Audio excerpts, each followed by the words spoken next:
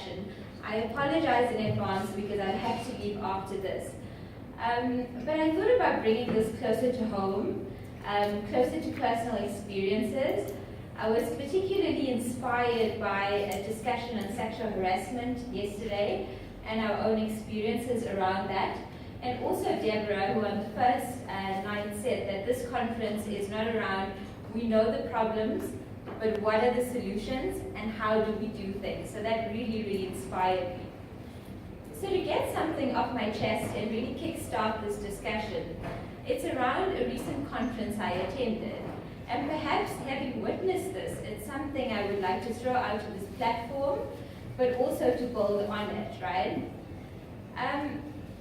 Many of us see sexual harassment in our spaces. In conferences and in meetings, for example, I would go as far as saying that it's an impediment to youth participation, and particularly young women's participation. In this conference setting where I was, there were many policymakers who on face value in engaging them, they were very admirable, very influential.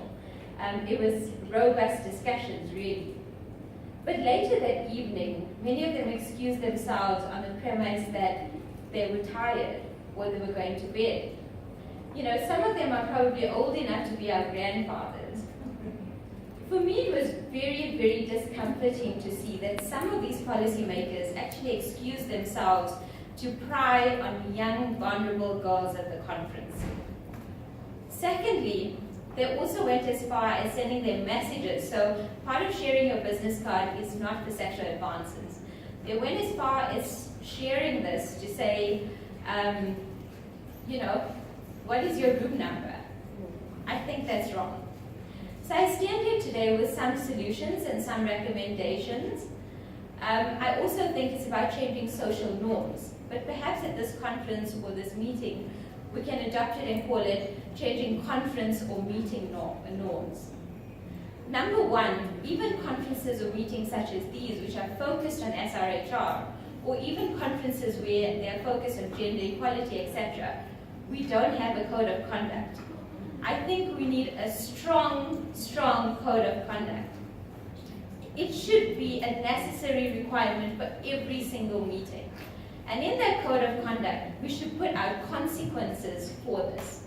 So going as far as saying, and I can hear my fellow panelists nodding, thank you. Going as far as really saying, you will be banned, right? You will be named and shamed.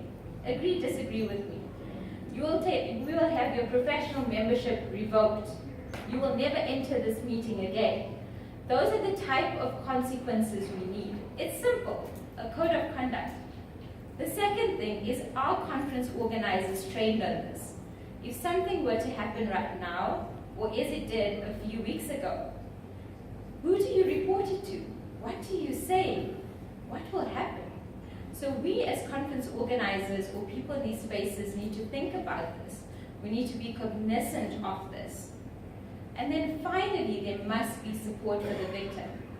The one thing that stood out for me witnessing this a few weeks ago, and I'm using my voice to talk about it, is that this young girl felt vulnerable. She had nowhere to go and she had no one to report this to. So we need to have the support there. Those are my 3 simple recommendations this morning. I also want to end up saying, I know we have another panelist talking about queers and the LGBTQ community. Not too far from South Africa, there's a country which is regressing. And many of us are silent around the banning of pregnant schoolgirls. Many of us are silent on what's happening with the LGBTQ community. And I think it's our responsibility to mobilize, to speak out, and to think through this. So I challenge you. Finally, in terms of the AU, which I was supposed to speak about, but apologies, I had to get the rest off my chest, especially solutions and recommendations. We as the council see this as bringing the youth to the AU and taking your voices to the AU and to your nation states. So we hope to be responsive. Please do reach out, and I look forward to engaging many of you. I thank you.